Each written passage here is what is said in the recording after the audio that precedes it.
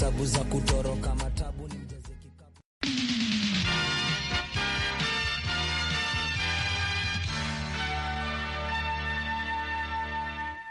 Iri ni ijwi rya Amerika isamiranira Washington DC mu Kirundi no mu Kinyarwanda.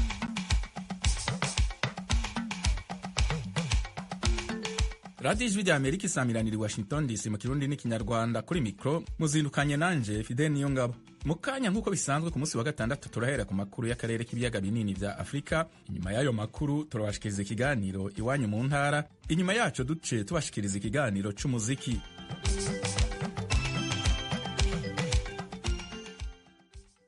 Duhere rero mu karere k'ibiyaga binini. Mu Rwanda abanyamategeko bunganira umuryango wa Rwigara Assinapol basaba sentare y'intango ya Nyarugenge guca umuhesha w'amasentare indishi zingana n'amafaranga y'u Rwanda imiliyoni 200. Basigura ko icamunara yakoresheje giciye kubiri n'amategeko. Umumenyesha makuru Eric Bagirubusa yarakurikiye urubanza muri sentare y'intango ya Nyarugenge Kigali. Mugenzi wacu Thomas Kamirindi yabanje kumubaza aho abo banyamategeko bahera mu kuvuga ko icamunara giciye kubiri n'amategeko. Nibyo Thomas, hari inenge zagaragaye muri cyamunara abunganira Madame Adeline Rwigara basobanuriye urukiko. Gashabana yavuze ko icyemezo kirangiza urubanza cyafashwe hagati ya Cogebanque na PTC Limited kitujuje ibisabwa n'amategeko. Ikindi avuga ko irangiza rubanza umuhesha w'inkiko yazanye undi muntu utarigeze aba umuburanyi muri rubanza ariwe HT Bank. Yisunze ingingo z'amategeko gatera Gashabana yavuze ko urubanza ruba itegeko hagati y'abantu baburanye. Yavuze ko ku ruhande baburana bavuga ko Cogebanque yegukanywe na HT Bank bitawe uburenganzira bwo kurangiza urubanza rwarangijwe n'undi muntu bita HT Bank. Abunganira Adeline Rwigara bavuga ko iyi nenge bayimenyesheje umuhesha w'inkiko Habimana Vedaste ahitamo kwinumira aricecekera, ntiyasubiza kubera ko yari afite icyo bise umugambi mubisha wo guteza cyamunara umutungo wo kwa Rwigara. Bavuga ko cyamunara ikozwe muri ubwo buryo itahabwa agaciro. Ku kijyanye no kumenyesha igenagaciro abunganira umugore wa nyakwigendera Assinapol Rwigara yasize, bavuga ko ukora igenagaciro abanza gukora inyandiko mvugo yifatira. Basobanura ko iyo hamaze gukorwa iyo nyandiko mvugo yifatira aribwo haba imihango ijyanye n'igenagaciro. Nyamara nta raporo y'igenagaciro yigeze imenyeshwa. Mukangemanyi Eric, kuri izo ngingo z'uko cyamunara yakozwe hari icyo urukiko rwasobanuje ku buryo mbese abunganira umutegarugori Mukangemanyi bamenye cyamunara? Thomas, niko byagenze. Umunyamategeko Gashabana yasubije umucamanza ko babimenye babikesha abo bunganira. Yavuze ko mu kumenyesha cyamunara kompanyi imenyesherezwa ku cyicaro cyayo byananirana hakamenyeshwa abayobozi bayo, bitaba ibyo hakamenyeshwa abayihagarariye, n'ukuvuga n'ubundi niba abayobozi bayo ahantu hatazwi nk'uko biteganywa n'amategeko. Maître Gashabana avuga ko ibyo byose bitigeze bibaho. Yabwiye urukiko ko umuhesha w'inkiko Habimana yiyambaje mugenzi we w'umuhesha w'inkiko bica amategeko. Bavuga ko bagiye kwa Rwigara bavugisha uwitwa Gaspari Twaje Amahoro. Ijwi rya Amerika yaje kumenya amakuru ko uwo ari umukozi wo mu rugo kwa Rwigara. Muri raporo Habimana yatanze avuga ko Twaje Amahoro yayishyikirije Rugwiro Arioste Rwigara nk'umuyobozi wa PTC Limited, akongeraho ko Rugwiro yanze kuyakira. Abanyamategeko bo kwa Rwigara bakavuga ko nta cyamunara yashobokaga kubera ko Adeline Rwigara atari mu Rwanda. Bavuga ko iyo cyamunara yagaragayemo ikibazo gikomeye kuko hapiganwe umuntu umwe kandi haba hagomba gupiganwa abantu batandukanye. Bakabishingiraho basaba ko cyamunara yateshwa agaciro. Banasabye ko umuhesha w'inkiko yacibwa indishyi z'akababaro kuko yashoye mu manza umuryango wo kwa Rwigara. Iyo ndishyi y'akababaro ikaba ihwanye na miliyoni 20 z'amafaranga, ariko hakaniyongeraho n'igihembo cy'abavoka kingana na miliyoni 5. None se Eric, ku ruhande rw'abunganira umuhesha w'inkiko ibyo babyumvise? barabyakira. Byagenze bite? Oya Thomas, reka tubwire abadukurikiye ko umunyamategeko Emmanuel Abijuru wunganira umuhesha w'inkiko Habimana yavuze ko uruhande bahanganye muri rubanza rudasobanura imihango ibaho iyo amasosiyete y'ubucuruzi yikomatanije ku muhango wifatira utarakozwe. Umuwunganira Habimana avuga ko bagaragaje ko bitari ngombwa kuko hari amasezerano koje banki yazunguwe na Equity Bank yari yaragiranye na PTC Limited. Avuga ko muri ayo masezerano y'inguzanyo Mukangemanyi yari yarimo nk'umwishingizi. Asobanura ko mu ngwate batanze harimo umutungo watejwe mu cyamunara wari umutungo bwite wa Rwigara n'umugore we yasize, ari nacyo cyatumye baza muri ayo masezerano. Hanyuma nanone uwo munyamategeko yavuze ko ku itariki ya 11 z'ukwezi kwa gatatu 2024 Habimana yandikiye abo kwa Rwigara abasaba kwishyura umwenda mu gihe kitarenze iminsi 15 bitaba ibyo umutungo wabo gatezwa mu cyamunara. Yavuze ko hatari kuba umuhango w'ifatira kandi ibyangombwa by'umutungo byari byaratanzweho ingwate. Yavuze ko inyandiko bahaye umuryango wo kwa Rwigara ikabonwa n'umwana wabo Rugwiro yagomba kwishyikiriza nyina. Yabwiye urukiko ko aba yatarayimushyikirije yaba ari imicungire mibi ku bagize umuryango. Ku ngingo yo kuba Mukangemanyi atari mu Rwanda, umuwunganira Habimana avuga ko bitaba byumvikana ko byaba bivuze ko nta gikorwa cyamureba ko yaba adahari. Umushikiranganje wa mbere wa Senegal Ousmane Sonko yagirije Ubufaransa ico yise kutubahiriza ubwigenge bw'igihugu ciwe mu bihe bitandukanye. Diane Ninine hazwa dufitiye ibindi kuri ino nkuru. Ousmane Sonko yabivugiye kuri kaminuza y'i Dakar ku murwa mukuru wa Senegal mu nama ku migenderanire y'Ubufaransa na Afrika. Muri iyo nama yitabiriwe n'abanyeshuri baharurwa mu majana hamwe n'umunyepolitike Jean-Luc Mélenchon atavuga rumwe na leta y'Ubufaransa. Ousmane Sonko yanebaguye atarya umunwa ingene ibihugu vy'i Buraya muri rusange cane cane Ubufaransa vyakoranye na Macky Sall aheruka kuva ku butegetsi bwa Senegal. Sonko yagirije Emmanuel Macron aramutswa Ubufaransa ko yaragize uruhara muco yise itotezwa we na bagenzi we basangiye urugamba rwa politike bakorewe. Vous n'avez jamais entendu l'Union européenne dénoncer ce qui se passe. Et pire encore, c'est au pire de ces persécutions. Aha muri make Ousmane Sonko agira ati nta munsi n'umwe mwigeze mwumva ubumwe bwa Buraya bwiyamiriza ihohoterwa twakorewe. Perezida Macron yarakiriye Macky Sall ahanamukeza ku bikorwa vyiwe. Ivyo vyose yabikoze azi neza ko turiko turahohoterwa. Ndabifata nko gutera intege ihohoterwa no kubangamira abanyesenegal. Amareta menshi y'Uburaya yagumye mu gacerere kerekana ko bari bashigikiye ivyariko biraba.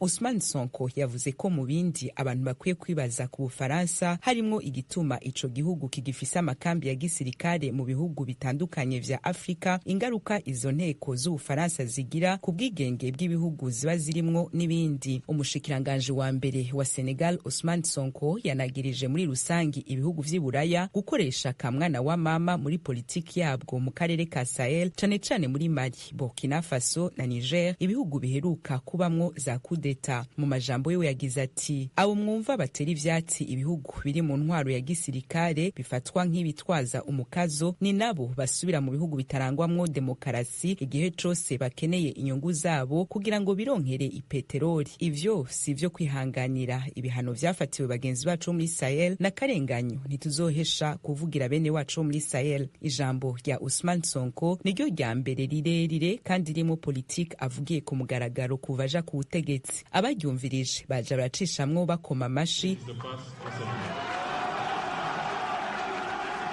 Ousmane Sonko yagaragaje ko amajambo yavuze atayavuze ku izina rya leta ya Senegal, ahubwo yavuze ku izina ry'umugambwe wiwe. Yibukije ko yamaze imyaka 3 ahanganye n'ubutegetsi bwa Macky Sall, yongera avuga ko afise ishaka yuko imigenderanire hagati y'igihugu ciwe n'ibihugu vya Buraya cane cane Ubufaransa inaguka, ariko ikanagukana ukubahana no kubahiriza ubwigenge bw'impande zose. Je voudrais également remercier M. Mélenchon. M. Mélenchon, merci pour leur soutien sans faille, constant, durant tout le temps qu'a duré la persécution contre notre parti politique. Yashimiye cyane Jean-Luc Mélenchon atavuga rumwe n'ubutegetsi bw'Ubufaransa, avuga ko yashigikiye urugamba rwabo rwo kuva mu 2021 gushika mu 2024, yemeza ko bagwaniye barondera ineza ya Senegal. Ico kiringo co kuva mu 2021 gushika mu 2024 Sonko yacise imyaka 3 yamaze ahanganye n'ubutegetsi bwa Macky Sall. Muracari kumwe na radio yanyu Ijwi rya Amerika, tugeze kuri wa mwanya w'ikiganiro Iwanyu mu ntara.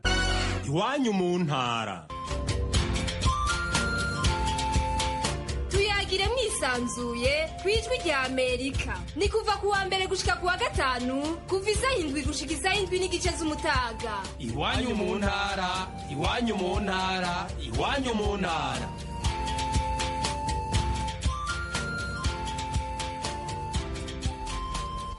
Perezida w'u Rwanda Paul Kagame yashyikirije komisiyo y'igihugu y'amatora kandidatire ku mwanya w'umukuru w'igihugu mu matora ategerejwe mu kwezi kwa karindwi uyu mwaka. Iyo komisiyo yatangaje kuri uyu wa kane urutonde rw'abakandida bigenga bifuza kwiyamamaza kw'abakandida mu itora rya perezida wa repubulika no mu itora ry'abadepite bizatangira kuwa gatandatu tariki 22 z'ukwezi kwa gatandatu kugeza ku itariki ya 12 z'ukwezi kwa karindwi. Kigali, Asumutakaboyi. Mu kiganiro bamwe mu bagize iyi komisiyo bahaye itangazamakuru bagaragaje aho imyiteguro igeze. Ubuyobozi bw'iyi komisiyo Madamu Oda Gasinzigwa yasobanuye ko mu bantu 8 bifuza guhatanira umwanya w'umukuru w'igihugu 2 bamaze guhagarika ibyo bikorwa. Yumvikanishije ko habonetsemo n'abagenda barenga ku mategeko, ariko ababa batabikora neza rimwe na rimwe twumva hirya no hino, twabasaba yuko bakomeza kuba inyangamugayo bagakora iby'amategeko ateganya, kuko NEC aho bakwica amategeko ifite ububasha bwo kuba ubwo burenganzira batakomeza kububona aho byaramuka bitagenze neza. Ababa bakoresha amafaranga hamwe na hamwe. Ijwi rya Amerika ryashatse kumenya uko igikorwa cyo gushakisha abasinyira abakandida bifuza kuzajya ku mwanya wo kuyobora u Rwanda bemerewe hirya no hino mu gihugu. Tuvugana na Bwana Innocent Hakizimana, ni umwe mu bifuza guhatanira umwanya wo kuzayobora u Rwanda ukomoka mu ntara y'Uburengerazuba. Bwana Hakizimana yabwiye Ijwi rya Amerika zimwe mu mbogamizi barimo guhura nazo mu gukusanya ibikenewe. Maze kubona imikono 560, nsigaje imikono 40. Yego bigenda bituvuna, tugenda tugera mu turere tugasuzugurwa n'abayobozi b'uturere n'abayobozi b'intara, bakaba bo kuba bohereza n'abagitifu b'imirenge kudukubita. Noneho ikosa ryabaye muri komisiyo mwasaba ko bakosora, ni ukuvuga ko muri iyindi manda baba bakwiye guhereza umuntu n'ikarita ifite agaciro ku kwezi. Baduhaga agatabo n'impapuro zo kuzuzaho imikono muri buri turere, wabyereka umuyobozi w'akarere akavuga ati ibintu ntacyo najya kuri systeme nkabikururaho. Komiseri ushinzwe ibirebana n'amategeko muri komisiyo y'amatora Mbabazi Judith yagarutse ku makosa ajya akorwa n'abakandida bigenga. Amategeko avuga ko igihe cyo kwiyamamaza kirazwi, ariko hari abo mubona namwe bafata impapuro ziriya zo gusinyisha akaba agiye mu itangazamakuru atangiye kwiyamamaza. Biriya ntabwo ari byo, baraza tukababwira ko ari imyitwarire idakwiye. Hari n'abaza kugaragaza ko babangamiwe, wamubaza ese hari igihe ki, ati hari 1:30 z'ijoro. Ese ujya gusinyisha 1:30 z'ijoro kubera iki?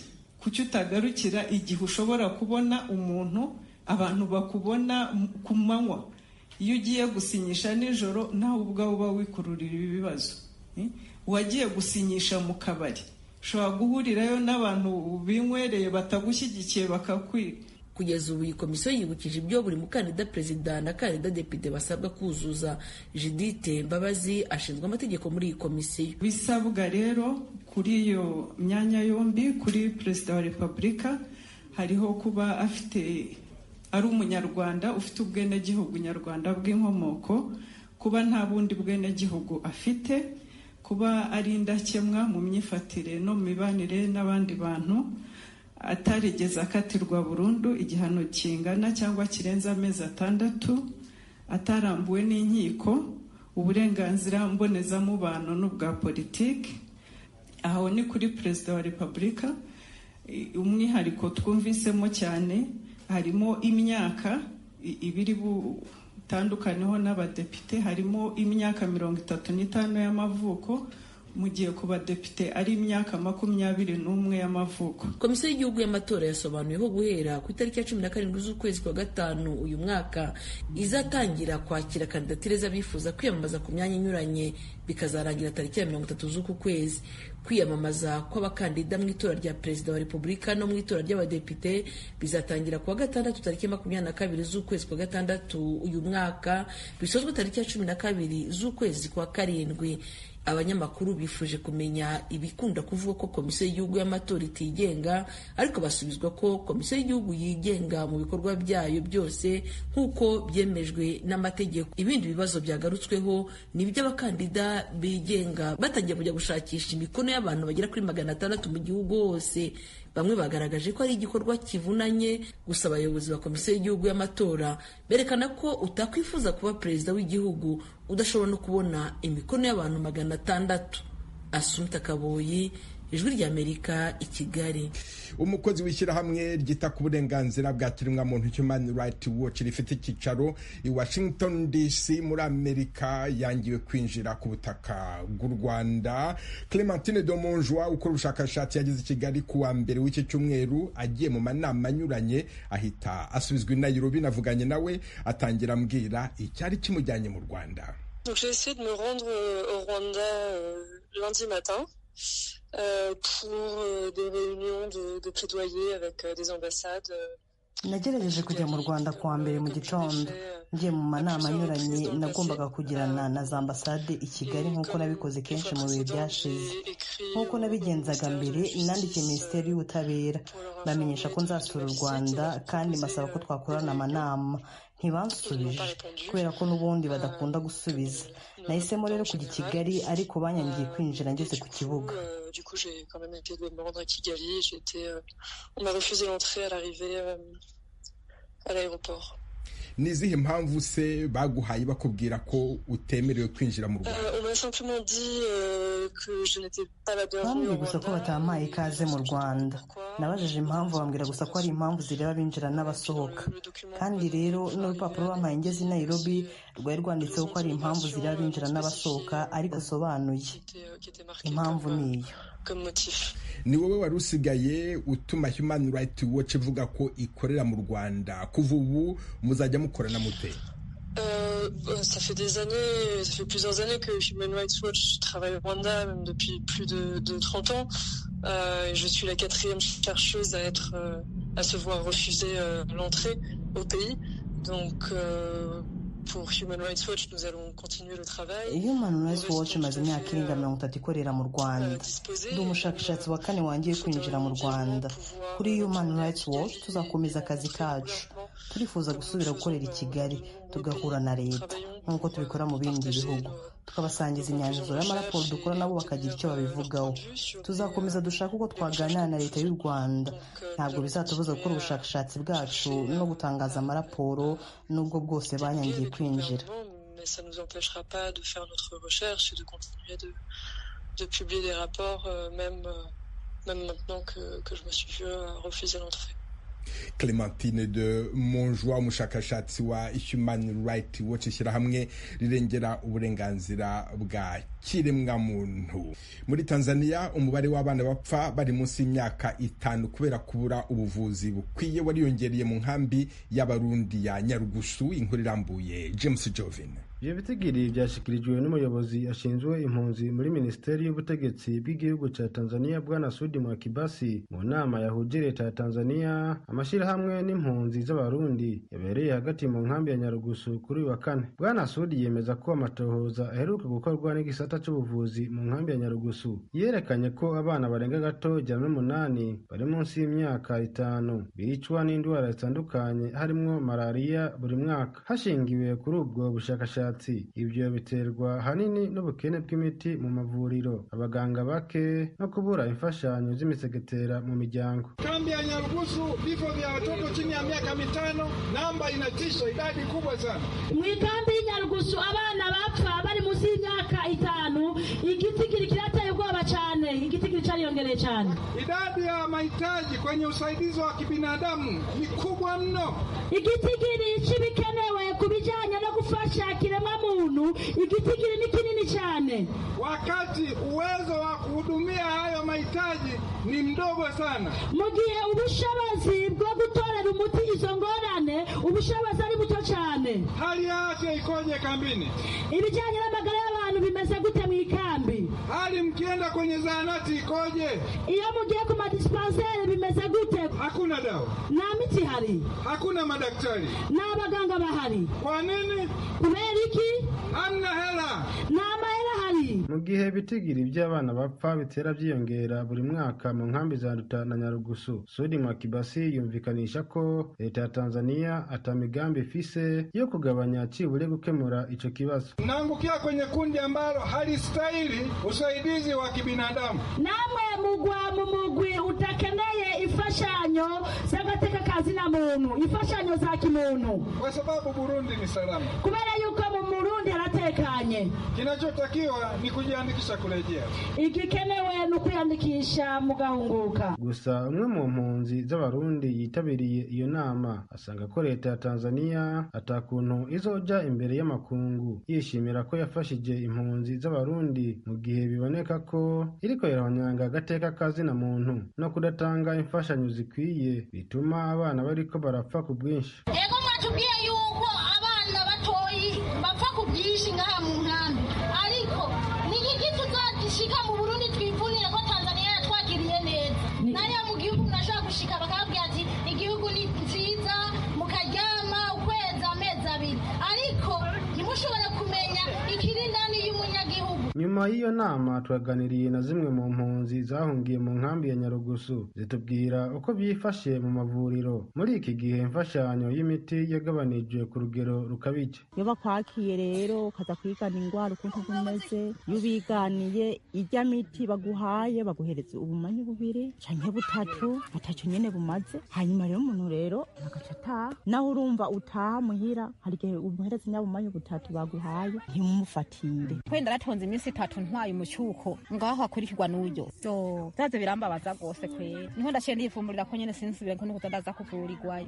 Kwera ivyarangoye kandi hamwe bakampa n'imiti nyene igize bibonekana. Mu bitigi dukura mwishirahamwe Croix Rouge ijeje buvuzi mu nkambi ya Nyarugusu, abana hafi 389 baravuka buri mwaka. Gusa kubera ikibazo c'ubukene bw'amafaranga, ubuvuzi budahagije, abaganga badakwiye no kutaronswa imisegetera, abana hafi 108 bari munsi y'imyaka 5 barapfa buri mwaka. Kuva mu nkambi ya Nyarugusu iri mu gihugu ca Tanzania, James Jovini kubwijwi ya Amerika. Mu kiganiro cy'abari n'abategarugori mu Burundi, abakenyezi barasabwa kuzahatanira imyanya mu matora ateganijwe mu myaka ya 2025 na 2027. Baravuga ko hari ingorane zibabuza kwiyamamaza uko bikwiye iyo igihe cy'amatora cyegereje. Inkuru irambuye Thierry Vendayishimiye. Ingorane umukenyezi afise mu koroherezwa mu bijanye no kwitabira ibikorwa by'amatora mu Burundi ziracari nyinshi nkuko bishikirizwa na bamwe mu bakenyezi baserukira abandi. Izo nazo zirimwo imico y'ikirundi ituma batijukira kuja mu matora, gucibwa intege nabo mu kibano, ibikorwa umukenyezi agira mu rugo, amategeko aterekana neza ikibanza c'umukenyezi mu mitumba n'ibindi bitandukanye. Ikindi bavuga n'abanyamigambwe badashira imbere abakenyezi mu matora, aho usanga umukenyezi afata ikibanza ca gatatu muri batatu baba bashizwe imbere. Godelier Vemanirakiza arongoye ishirahamwe ry'abakenyezi bahungutse Afrabu avuga ko bagendeye ku matora yagiye araba mu myaka iheze basanga abakenyezi batarahawe ikibanza gikwiriye mu matora y'u Burundi. Manirakiza asaba abanyamigambwe kuraba ivyegeranyo vy'intonde zakozwe muri iyo myaka bityo babone gutunganya neza amatora yimirije, umukenyezi n'umwigeme baronka ibibanza vyiza mu matora. Rero twari twifuje yuko ivyo vyigwa babimenya, babone ivyavuyemwo, babone n'urugero umukenyezi n'umwigeme aserukirwa, hanyuma na cane cane imigambwe, kubera ko twimirije amatora, imigambwe ize yitwararike kuraba ingene yogira intonde neza ku buryo umukenyezi n'umwigeme baja mu bibanza vyiza. Godelieve Manirakiza avuga kandi ko bagendeye ku itegeko rigenga amatora ryo mu mwaka w'ibihumbi 2019 basanga hari bikwiye guhinduka kuko muri iryo tegeko umukenyezi aba afise amahirwe make. Usanga kenshi uwo mukenyezi, izina ry'umukenyezi riza ubugira gatatu. Impinyanyuro rero twagomvye yuko abarongoye imigambwe baraba ingene umukenyezi cyangwa umwigeme bisunze iryo tegeko, bisunze iyo ngingo, boraba ingene umukenyezi atamaza ubugira gatatu, ariko baraba ingene yoza ubwa mbere cyangwa ubugira kabiri. Kubera iki? Kubera ko iyo aje ubugira gatatu igihe cyose agira amahirwe make yo gushikirwa kuri za ntonde. Bamwe mu bakenyezi batandukanye baganiriye n'abakunzi b'Ijwi ry'Amerika bavuga ko umukenyezi afise ibintu byinshi bimufata mu gihe cyo kwamamaza ibikorwa azokorera abanyagihugu. Hari ibikorwa vyiwe ntasubirizwa mu rugo, nk'akarorero nk'umukenyezi afise uruyoyo ashobora kugotana izuba ryo mu mwiyamamara. Umukenyezi yibungenze ashobora gukenera kugomba kuja mu matora. Iyo gihuriranye rero n'ico gihe ico kirashobora kumubera intambamyi.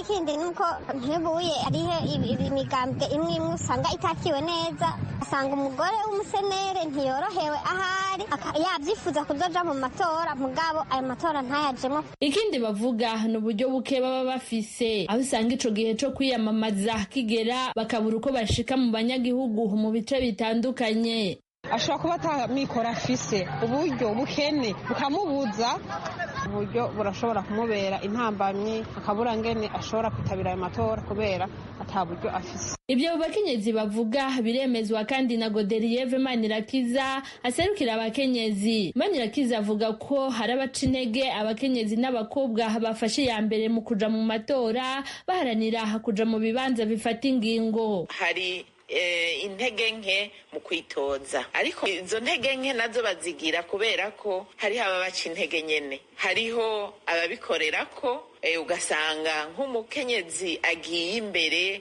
batanguye kumuvuga ukutariko, ariko ugasanga nibigomba kumutesha intumbero kugira ngo bimuce intege. Ikindi uwo mukenyezi avuga ni kijanye n'uburyo hamwe n'ibibanza ibindi bihugu bimwe bimwe bitegekanyiriza umukenyezi canke umwigeme kugira ngo yoroherwe atarinze kubigwanira. Asaba ko mu Burundi nabo ariko byari bikwiye kugenda bagafatira akarorero ku bihugu bitandukanye byo mu karere nka Tanzania, u Rwanda na Kenya, aho usanga bifise uko bitunganije ku buryo umukenyezi yoroherwa mu gihe c'amatora. Avuga ko ivyo vyotuma uburyo bw'amafaranga yo kuja kwimenyekanisha mu banyagihugu bitabagora kuyaronka. Ibihugu bitandukanye hariho aho bafise ingendo nziza yo gushigikira umukenyezi mu gihe c'amatora. Hariho ikigega canke uburyo bw'amafaranga leta itegekanya tuma uwo mukenyezi za ngorane z'uburyo bwo kuja kugira propagande bituma bimugabaniriza umuzigo w'ayo mafaranga. Ishirahamwe Afrabu risaba abakenyezi n'abigeme guharanira ikibanza cabo mu matora, naho abagabo canke abahagarariye imigambwe bagasabwa kudasubira gushira inyuma umukenyezi kuko nawe ashoboye gufasha mu iterambere ry'igihugu nk'uko bisigaye biboneka ku bamaze gutahura ko umukenyezi ashoboye bakamuha ikibanza ca mbere. Thierry Vendayishimiye, Ijwi ry'Amerika, Kigali. Na hano dusoreje amakuru y'Iwanyu mu ntara, mwakoze kudutega amatwi. Dukomeje gahunda yo gusigasira umuco karande n'ururimi gakondo, dore umugani uyu munsi: ubwenge busumba ubugabo. Umunsi mwiza, mwari kumwe na Venuste Nshimiyimana. Ni ngaha dusozereye amakuru twari tubafitiye muri kano kanya. Kuri mikro mwari kumwe na Fidel Niyongabo. Tubasigaranye ikiganiro c'umuziki.